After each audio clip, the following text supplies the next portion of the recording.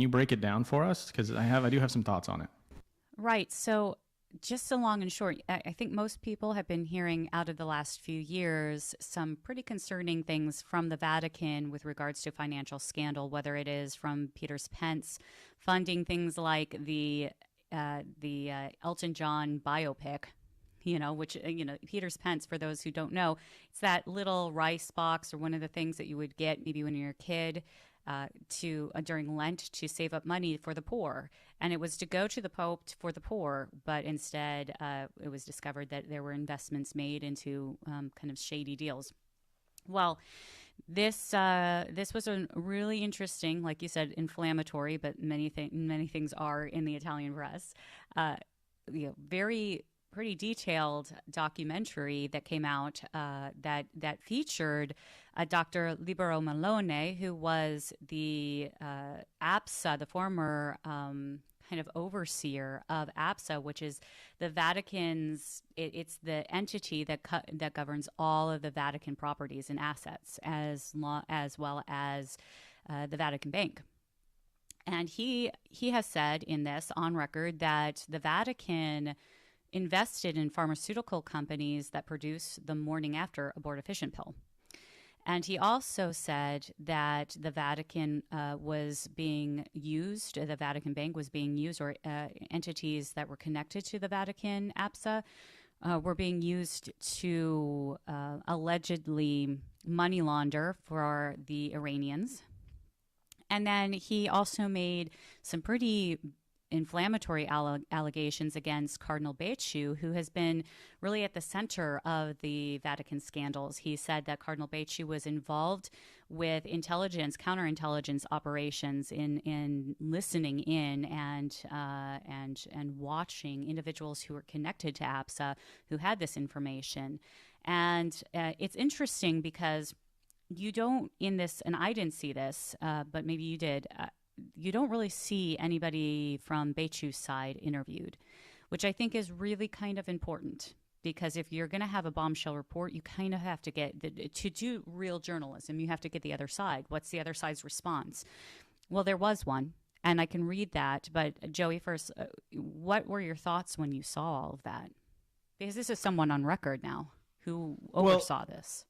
So again, it was pretty inflammatory. So I know, and I'm curious, and I know that his lawyer, which is probably what you're going to read, has put out a statement saying it. So I think they're going to circle the wagons, and we'll probably find out that the truth is somewhere a little bit in between. But one of the patterns that I've started to recognize now is that a lot of these things tie back to a single person or a small group of people within the Vatican. And anytime any light was trying to be shown upon anything that was improper or maybe didn't align with the values of the Catholic Church, those people found themselves either ostracized or with their own legal problems sometimes. And I think that there's a lot more to uncover here, and I'm glad that there are people who are looking into it. The interesting thing is that the types of businesses, we've got real estate, shady real estate dealings. We've got now a pharmaceutical company that deals with this. You've got the Elton John film. All these things don't quite seem. I mean, if the Vatican's going to invest in something, I would think that it would be stuff or entities, organizations that aligned with the teachings and values of the Catholic Church, and not with things that are far outside of that. So, it's a little weird. So go ahead, read the response from his lawyers. I think it's kind of interesting to see their take. Well, I'd like to let our listeners know that I'm actually in contact with the lawyers, and I'm interested in Cardinal Becciu's side. And why is because, just like you said, there's a lot more to uncover, and it oftentimes, we're dealing with human beings, and there's not a lot of Americans do tend to like to work on the polarizations or the black and white, but that's a lot of gray area here. There are a lot of people who knew about some of these things, and some of them had plausible deniability, others don't. And the thing with Becciu, and we'll talk a little bit about the motu proprios real quick because it's connected, is that Becciu has some pretty interesting responses, in particular to like the Iranian deal. His lawyers made a pretty logical argument to what was going on there. Long and short, and I'll be writing about this, but long and short, the lawyer said there was no money laundering. What ended up happening is that the Iranians needed to pay for their embassy in the Vatican, the people who are working there, to keep it, the bills on, the lights on, and the bills paid. And because the United States came down very, very hard on financial sanctions, that was not they weren't able to do it. And so what they did was that they went to the Vatican and said, can we, through one of your entities, be able to pay our bills? And the Vatican Secretary of State under Cardinal Parolin, and then Beichu worked for Cardinal Parolin. They reviewed it and they kept it at a very low minimum, they said. And then they said, yeah, go ahead and use this in order to pay your employees. Now, I'm not a lawyer. I don't know whether or not that was legal or not. That's something that I think they're going to have to argue back and forth. But it seems like when we talk about money laundering versus paying the bills, it seems like it's a little bit more complicated. And in this case with Beichu's lawyers came out very strong and said, Beichu through his lawyers came out very strongly and said, I completely deny what was presented on Rye 3. Instead, he said, His Eminence has given explicit instructions to protect his own integrity and that of the ecclesiastical institution in relation to the interview given by Dr. Libero Maloney during the Rye 3 report broadcast. The Cardinal points out once again that the narrative presented does not reflect reality and is aimed solely on the delegitimization of his own person. Amongst the more serious accusations, the reconstruction offered by the interviewee about alleged surveillance activities. These, presented by Dr. Maloney as illegal and anonymous, were covertly traced and enhanced by elusive suggestion to the person of Cardinal Beichu. Even more serious, the reference to the reasons that led to Dr. Maloney's resignation, attributed to undue pressure and alleged falsification of evidence. None of these latter activities, which, if really carried out, had the Cardinal in any way a protagonist, neither direct or indirect. And he continues on to say, we're going to take legal action. So it's really interesting. This is now going to come down to that. Now, why the legalese? Why the involvement with legality? This is one of the things I found very interesting. The Pope came out this week with two motu proprios, two declarations.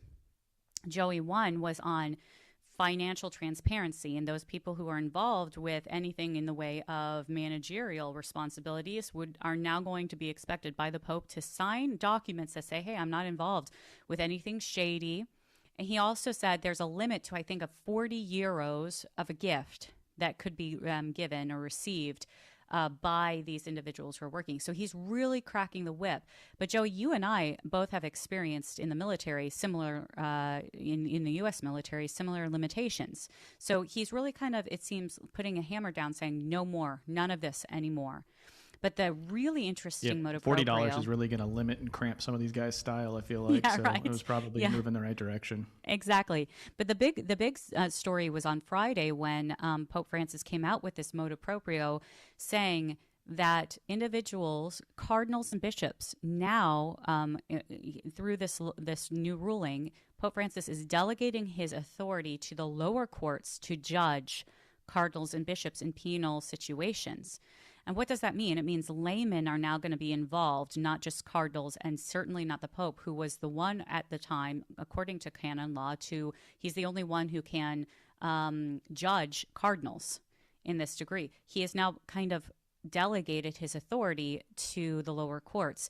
What does that mean? It means potentially, from my sources, that Beichu is in hot water, and it's likely that he's going to be seeing some of this coming to light. So more on that as we start to see things develop. But Joey, before we go to break, I know we're really interested in talking about how things like this, how corruption can be infiltration into certain parts of society. When we get back, we're going to be talking about this and how a long game has been installed into our systems of government in the West. We look forward to talking with you, but this is Bree and Joey for Intersections. Stay tuned. When we get back.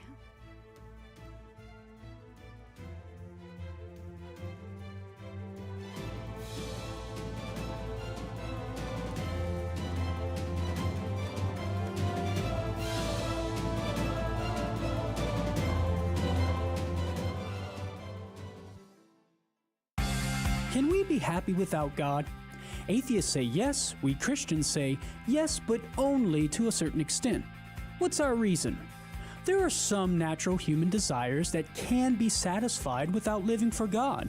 The desire for sensory pleasure, success, and loving relationships. There are certain desires, however, that can't be satisfied without God. For example, we don't just desire some love, we desire infinite love, love without limit. This is manifest when we get frustrated with imperfect manifestations of it. The same is true for knowledge, justice, and beauty.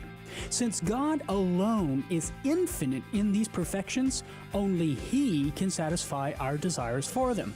Therefore, to borrow from St. Augustine, without God, our hearts would be forever restless. And my friends, a restless heart is an unhappy heart. I'm Carlo Broussard with a ready reason for Catholic Answers, Catholic.com. GloryandShine.com, a generous underwriter of Catholic Drive Time. GloryandShine.com is a Catholic family-owned company making a variety of personal care products ranging from lotions, soap bars, gift boxes, body mist, beard care, and more. At GloryandShine.com, they state their mission is to, quote, craft every product with deep intention while holding a vision of sharing the gospel. They are good for the body, mind, and soul, unquote. God love you, GloryandShine.com. Thank you again.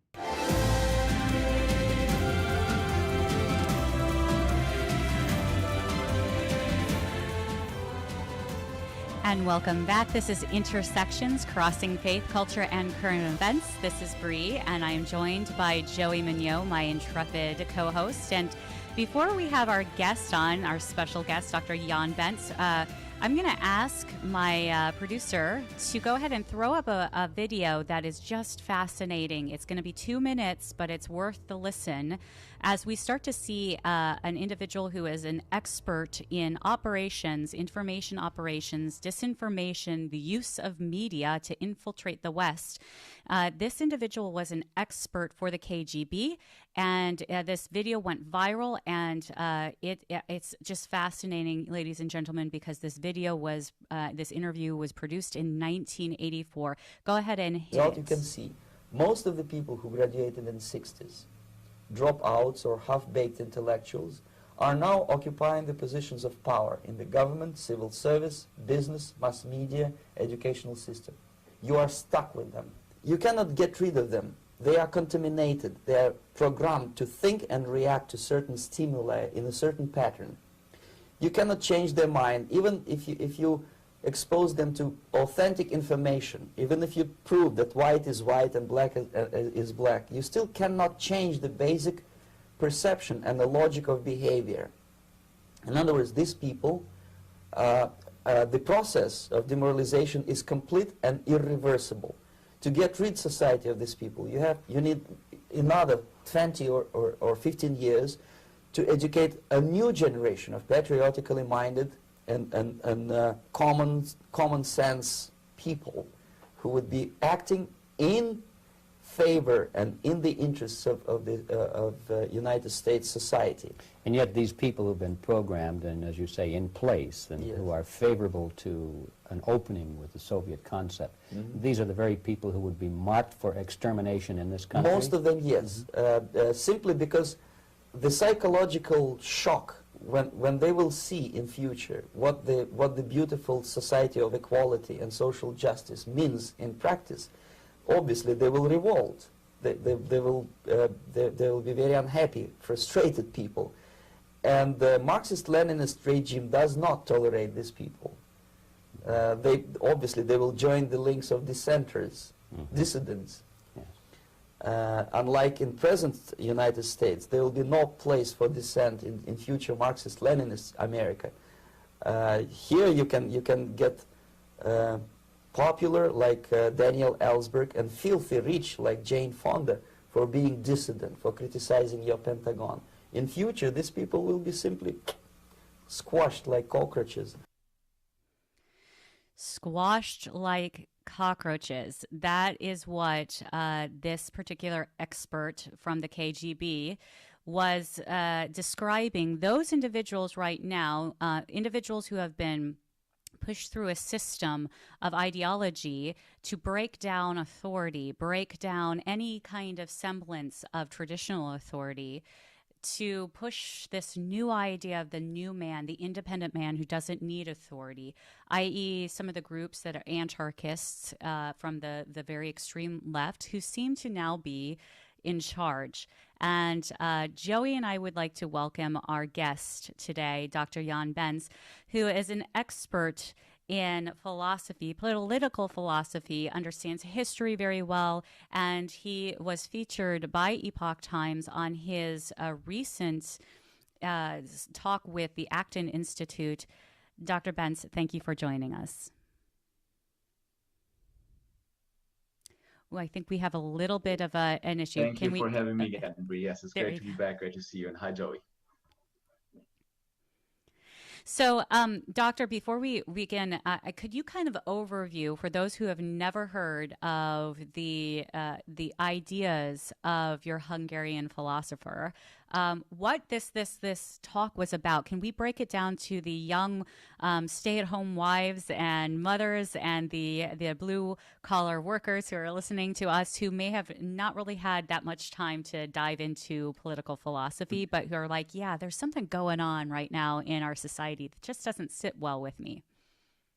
Sure thing. I would not consider myself a specialist in political philosophy, but I have made a discovery that at least many of my colleagues have not taught or written about recently, to my knowledge, which is a Hungarian philosopher that died in 2010, Thomas Molnar.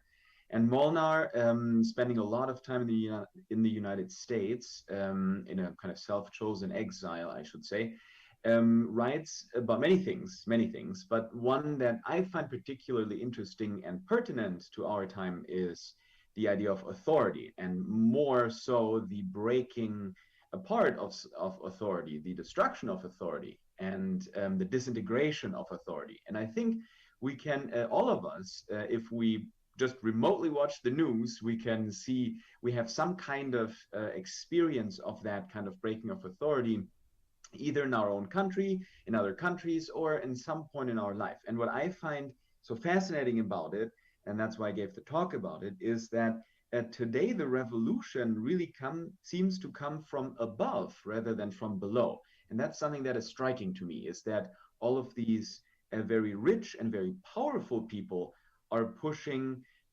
forth an agenda in the disguise of defending someone that is poor or that is disenfranchised. And it always struck me as something being very strange. And in Molnar, I found the answer to that question. So before we go on, and I know Joey has probably a lot of questions. He was really interested in your talk. He's watched it a few times. Why is it that we played this video before you came in? It's because this particular KGB officer actually helped infiltrate the levels of education and the levels of entertainment and the levels of the media in prior to 1984, and then he defected later, and he exposes that those same individuals who are now leading our country, who have also formed Young Minds, those same individuals are going to be the ones marked for extermination, as we've seen in the history of uprisings in communism, in fascism, both sides of the same coin, really, when it comes to dissidents. And I thought that was really interesting because for the ultimate authority, you don't want dissenting voices. You want only your voice. And in Molnar's philosophy, he goes into the fact that when you take away authority, like traditional even coming from the founding of authority, which would be your family, your father-mother engagement, if you completely break that down, because men are social creatures, according to Cicero, they will gravitate towards one another. So we look at this collective known as Antifa as a perfect example. You know, they say they're a collective of ideas, but yet they do, or BLM, yet they do have leadership, right? And what happened with the BLM leadership? We saw that the leader of the BLM has taken millions of dollars and invested in multiple homes. So I know that Joey has some questions, so I'll stop talking. But Joey, before I get going again, go ahead and ask your questions to Dr. Benz. Well, I just want to point out that for those of us that like dystopian futures, 1984 was apparently a really good year. So, you know, I found your talk really interesting. Like the last 5 or 10 minutes is where it got really good. And I wish you just would have kept plowing through. Uh, but you probably ran out of time. But so, you know, obviously with COVID and a lot of the other things that are going on, it's easy to point towards COVID as a pretty good example of this. So my question is, what other examples can you think of or do you know of that are really good examples of the breaking down of foundation or like fundamental institutions in the West that you've found besides some of the ramifications of COVID? A little bit of a background also to the video that we've seen, which I found amazing. And I heard this really quite literally from my mother, who went to Frankfurt in the 70s, and she studied under the very people that Molnar criticizes. I mean, she saw them lecture. And so I heard this from her first, is the idea of the march through the institutions. And this is something that the so-called Frankfurt School, so it's a German group of professors who taught in Frankfurt in mostly 68, but also the years after, and were very influential also in the States. They said, look, the Marxist idea of revolution doesn't really work, because once a worker gets rich, they become conservative and traditional. And so we have to actually start implementing something from above. And that's what we saw in the interview in the very beginning, is what we hear is that these people now are in power.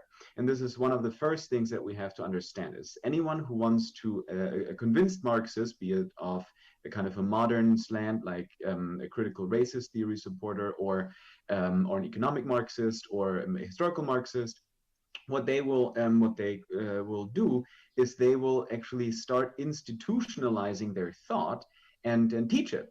So teach the destruction of authority, also of teaching authority, by the very thing that they do themselves, which is teaching.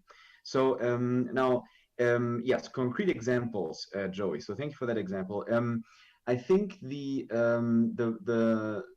probably the more violent trend of the Antifa and also of the BLM movement are good examples, because Herbert Marcuse, who's one of the Frankfurt School theorists, he already wrote that. He said we need what he called anti-racism to be the driving factor of Marxist ideology, of Marxist revolution. Revolution here is always understood as something that brings about something new by the destruction of something old.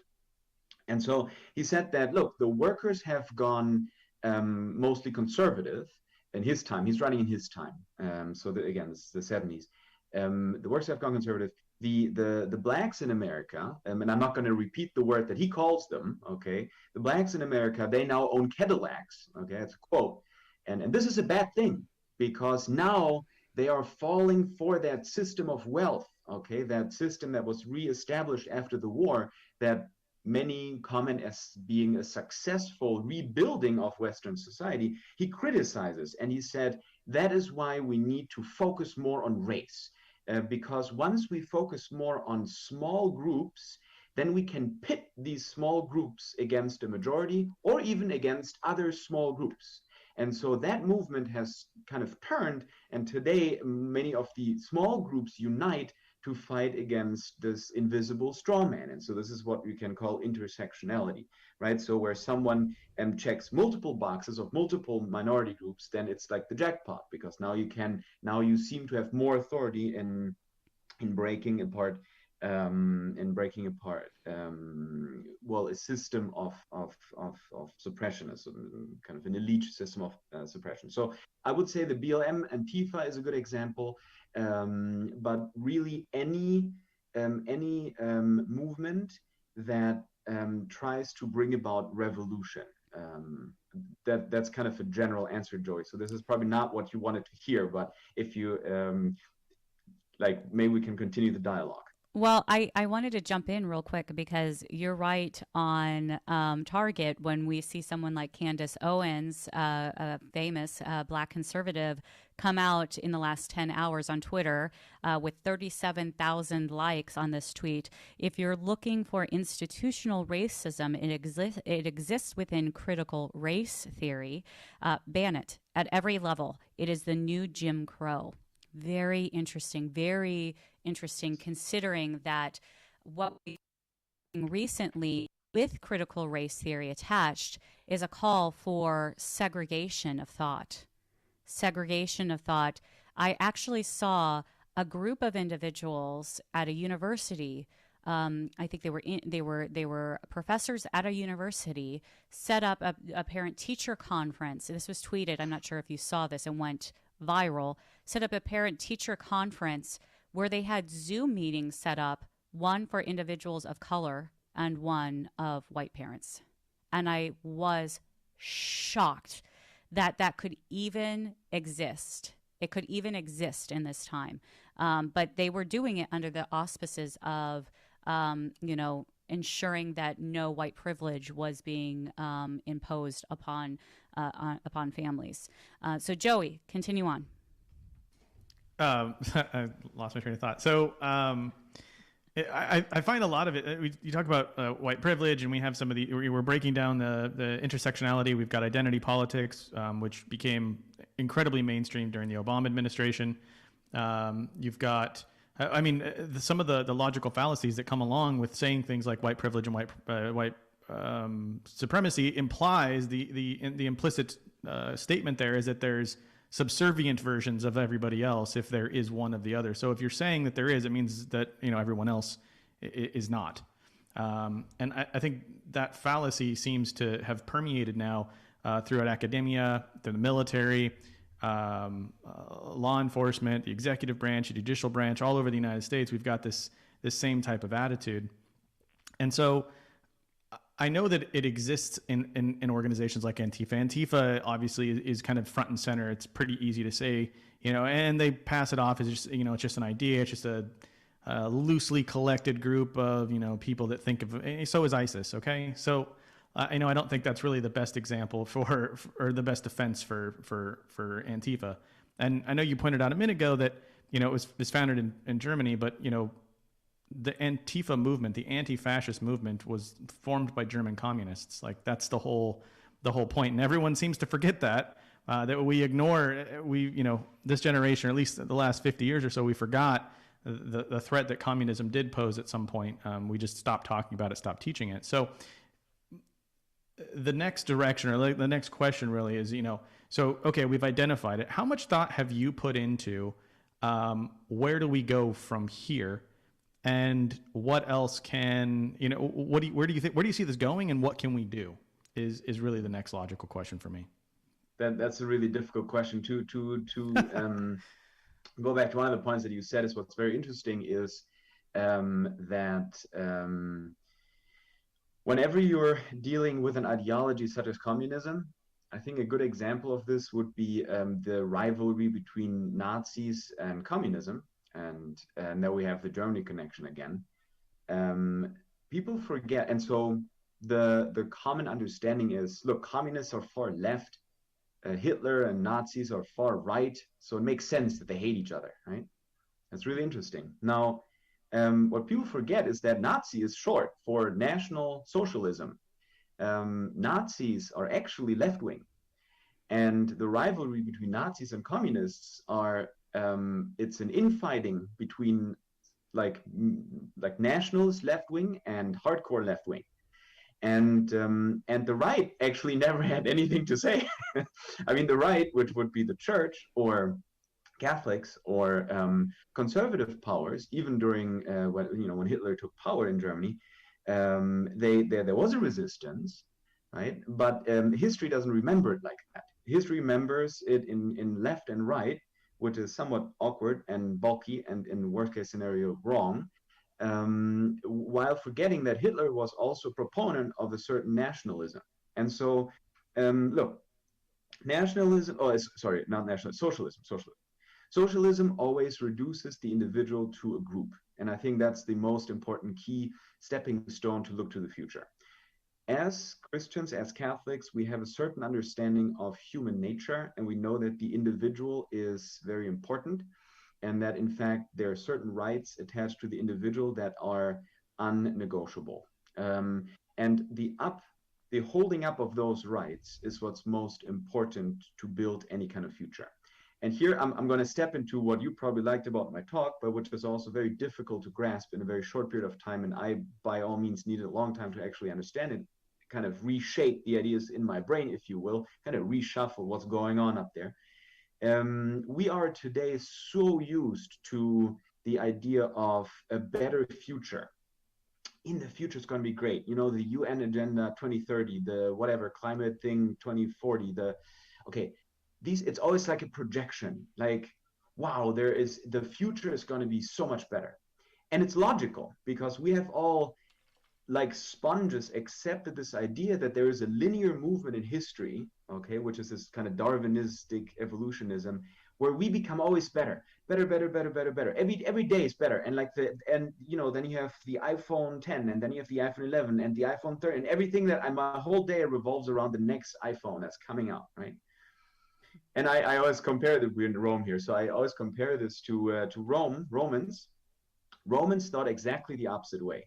Romans thought whatever is new is bad. Why? Because it's not tested. Okay, so I call them the Nokia people. Okay, they're not the iPhone people, they're the Nokia people. Because they said, look, the Egyptians were around like 4,000 years before us. Like, they must have something that we don't have. We must grant them space. I don't know. The Jews were around long before the Roman Empire existed. So we must give them space. The Christians, some weird Jewish sect. How long have you been around? 50 years. Okay, probably not going to catch on. Okay, so that's fine. Like, they're not going to get any space. Okay, Nokia people, right? the Nokia mindset. Okay, it's unbreakable. It's proven. It is proven and tried. So the point is that I think what we need to reevaluate in our mind is not thinking about the future, but think about right now. Because you know what, Joey and Bree, I'm going to break it to you. You never experienced the future. You always experience the now, the present moment, you now. And that's all that you get. Why I'm bringing this up? This seems like more kind of I don't know, like a hypothesis, but it's very important because whoever controls the future and what you think about the future, not the future, because there's no control of the future. Whoever controls what you think about the future actually controls your action in a certain way. And that's what Molnar points out, is that whoever shapes the utopia, okay, the utopian understanding of the future, that's the person who can change your motives now, because they can say, look, in order to get to that goal, you have to change now. And then you'll get there. And you know what? Surprise, surprise, you'll never get there. You'll never get there. The only thing that just happened is that you just changed. Why? On the promise of something better to arrive. And we Catholics, we should see through this because we already had that promise. We already know what's going to happen. We already have been told what's going to happen, right? We have Jesus Christ, and he already won. But that victory is in the past, not in the future. The future will unfold it to the fullest extent. Sure, absolutely. We're all eschatological. We're looking forward to the second coming. We have to be ready every day. Okay, but the victory over death is already assured. So I think that's something. So to stay here, my comfortable seat of the philosopher, I can say, I think, Joey, the most important thing is not to be tricked by wrong utopian understandings of the future, but to think about the here and now. And most of the time, you will see that whatever you live now will actually have the most sustainable and long-lasting impact. And I give you one example, which is a closet. Okay, my mom has a closet from her grandmother. Okay, and that is now 3 generations, and I will probably inherit it from the state that's in now. That's pretty inheritable. So I'm going to inherit that. So that's going to go through 4 generations. Okay, that closet will be around for 100 years. Okay, that is what I call sustainable. not the IKEA closet, sorry, the closet of self-assembly that you'll buy today and that will disintegrate in 5 years and you'll have to buy a new one. And then your children have to buy new ones. That's not sustainable to me. What's sustainable to me is that closet that I'll get from my mom and that I'll learn to appreciate because it is actually sustainable. You know, before we go to break, Joey, something that I find really interesting, and hopefully, I don't know if we can convince Dr. Bentz to stay on for our next segment, maybe just a little bit longer, because it's so fascinating. Thank you for doing that. One of the things I find really fascinating about this is to kind of circle back to what's going on in the church in Germany, because we're talking right now about the breakdown in authority. And we're talking right now about kind of this new church that's coming up. This whole idea of reforming man in a way that deals with, and we're gonna maybe hit a little bit of this, but this whole idea of synodality, which we've been hearing about for the last few years, is coming to light pretty strongly in Germany. And I know that you, Dr. Bentz, have been watching this, but I before we go to break, I want to just kind of key in on something, because there's a saying that is, and I'm not sure if I'm quoting this correctly, but what we do today has echoes in eternity, right? What we do today has echoes in eternity. And I think what's really amazing about what you said is we don't have the control over the future, but what we can do is how we respond today, right?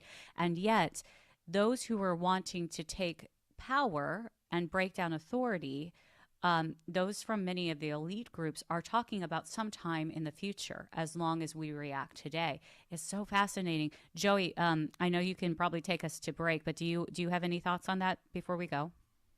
I have way too many for the probably minute that we have before we go to break. So, you know, when we come back, we will definitely continue teeing off on this subject, because there's a few things, threads that Jan opened up, you know, talking about, you know, the political left and political right, and the mischaracterization that that fascism is on the far right, when it's really not. It's the far right of socialism, but it's not the far right of anything else. That's why most Americans can't fathom, you know, fascism, you know, people in the Republican Party or people in the American right being part of any fascism. It just doesn't align properly, because it just isn't. So there's that.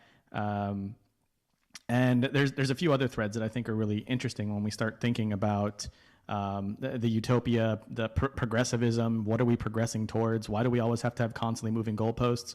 And I think the one topic that we can come back to is really, you know, that progress, that idea, that theme of progress. So when we come back, we will get back into this with Dr. Jan Bentz and finish out the hour with some pretty deep and meaningful conversation. So stick around. We will be back in a few minutes, or a few minutes, and we will continue our conversation. So thank you for tuning in to Intersections, and we will catch you after the break.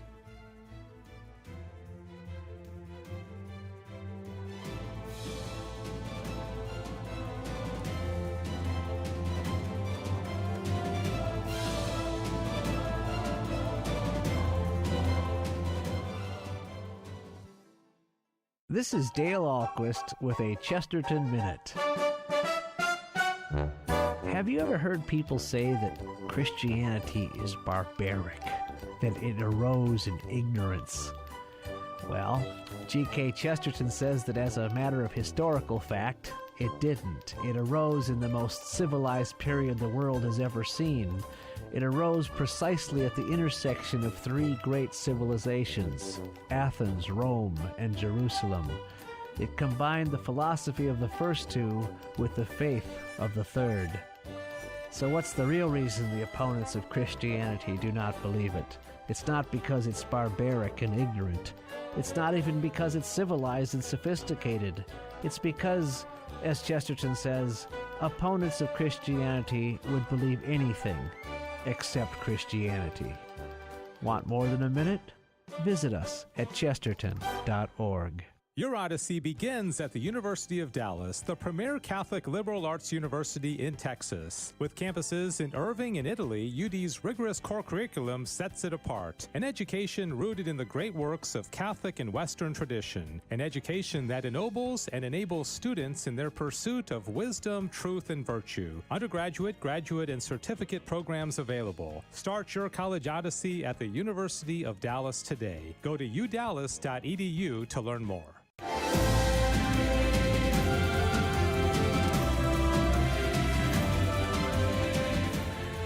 Welcome back to Intersections. My name's Joey Meugniot. I am also here with Bree Dail and Dr. Jan Benz. We are discussing a lot of things, really. We're talking about culture, mixing it in with politics. I mean, it's really kind of the epitome of what our show is all about. So thank you, Dr. Benz, for joining us. I know before we went to break, we talked a little bit about kind of the utopian idea of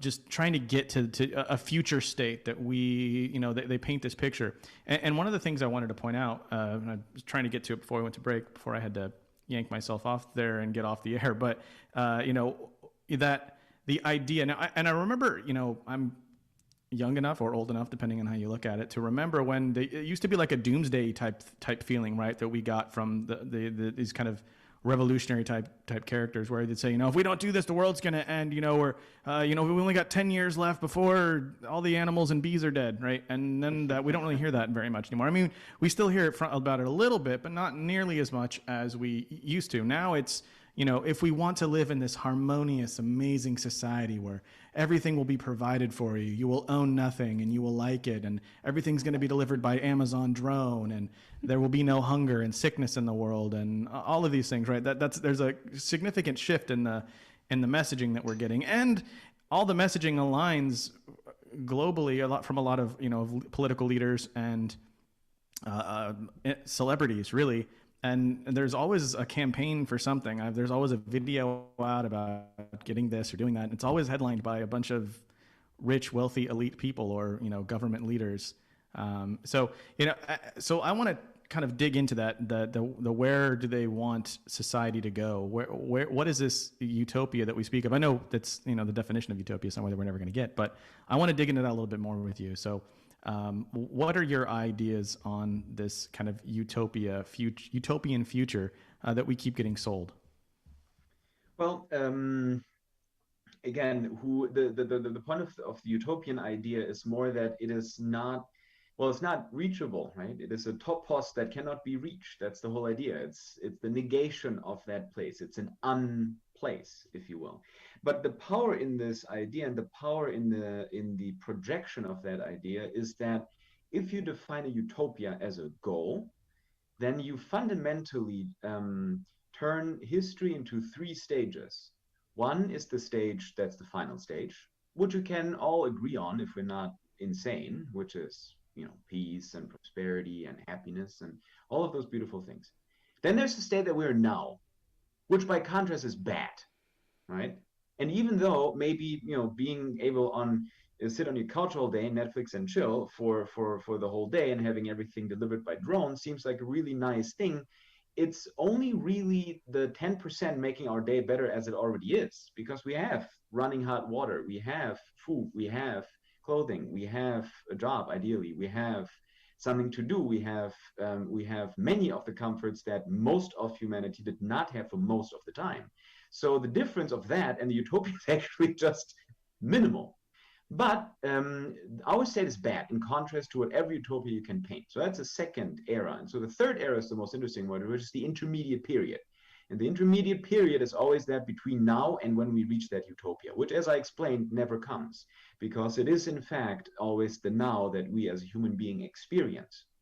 Therefore, so that's the key here, right? That's really the key, is that idea of not living in the now, what many saints tell us to do, and prepare for eternity, but to live in this intermediate period of change. And this intermediate period of change, and this is where we also kind of touch upon the state of the German church, feeds itself of the idea of progress. And this is what has been sold and I have to say, strategically and systematically fed to German Catholics for the last 50 years.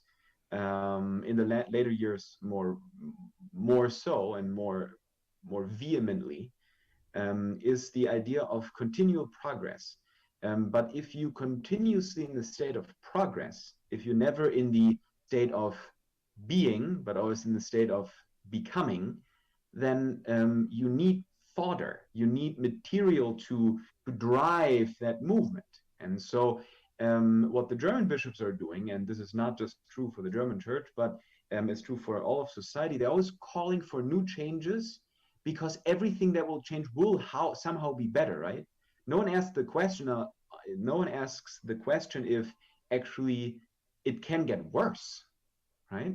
And so when in Germany now they suggest switching off electricity for certain hours of the day for climate change, that is sold as being better than what we had before. And people buy it. They believe it. They say, yeah, this makes sense. Yeah, we saved the planet.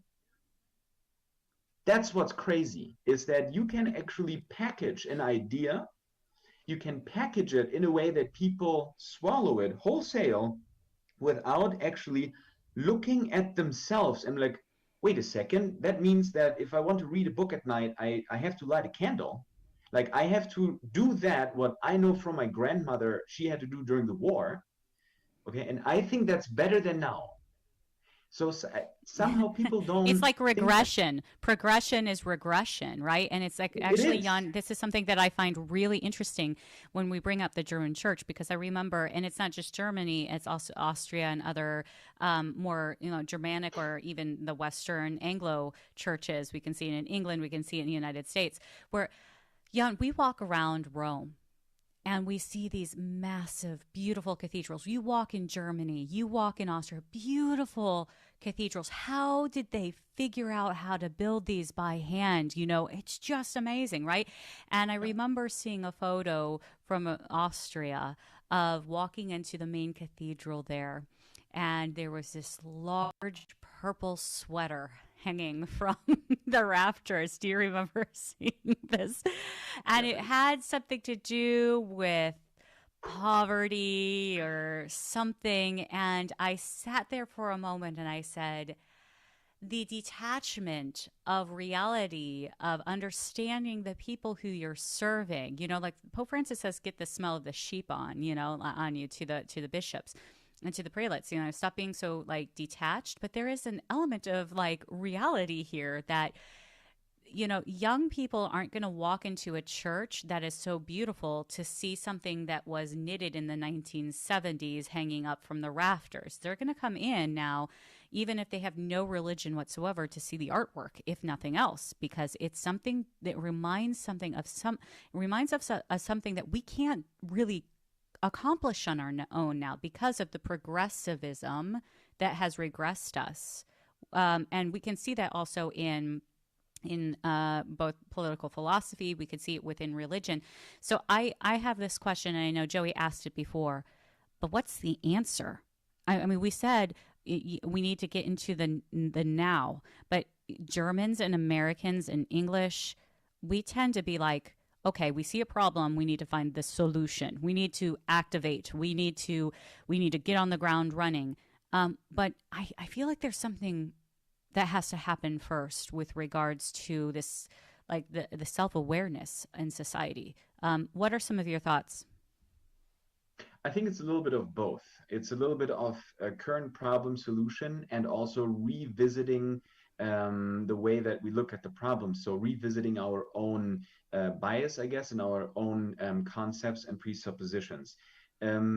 If you ask, and this every pollster knows this, if you ask the right question, you get the right answer. So today we have to really think about, are we addressing the right problems? Is that really what we are addressing? And so we have to make a lot of research on the symptoms of crisis, and then on the correct assessment of what the problem is. And a politician on a political level will always be torn between having inner political fights and actually addressing the problem. And today, I think we have reached a new climax of that, where most politics is it's not even addressing problems anymore, but it's rather inventing problems. And that is really the best way to stay in power, right? You invent a problem, Right, then you crisis. resolve it. It's great. Crisis, If and you yeah. if you're the origin of the problem, then you also know, or you also have the best way of ending it. So, and there's a lot of where we are in the COVID situation where I think that applies. So that's number one. And number two is from a Christian perspective, I think we can all agree on the beginning and on the end, but we do not agree on everything that's in between.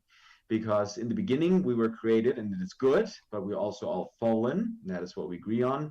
And then at the end, we're all called to go to heaven. We all have the possibility of going to heaven. Now, how we get there is a different question, and will in fact be different for every individual person. So, how do we arrive in the now?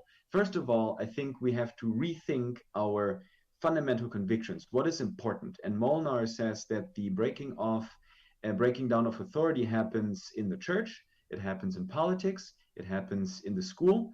It happens in the military, and it happens in the family. And so we have to work on those 5 locations. So we have to work on reestablishing authority in the family, and that's hard, right? I'm married. You have to come to solutions together, but it is possible to figure that out. And if we are. And there's, sorry, because we're getting close to the end of our program. It's been like amazing conversation. I know more and more people are going to be really intrigued to hear this, but I want to bring up some of the stories that we hit that we promised about for the end of the show. Some crazy news out of here, Dr. Benz. Hunter Biden's new gig now is going to be at Tulane University talking about fake news. Okay, so when we talk about education, the activism is like, parents, it's time to stand up and assert your authority over your children. This type of thing, if you want them to be formed in this way, is exactly the problem here. If you want them like this, then continue on. But if you're looking for change, you start in the family, right? And from our church, the USCCB is in discussion now talking about refusing President Biden Holy Communion. It's time to start seeing authority take authority. But, we're running out of time, Dr. Ben. So thank you so much for being on our program today, Intersections. For those of you who are listening or joining us online, please put your comments below and let us know how you liked today's show. From Joey and I, we are signing off for this week. We'll see you next Monday. God bless.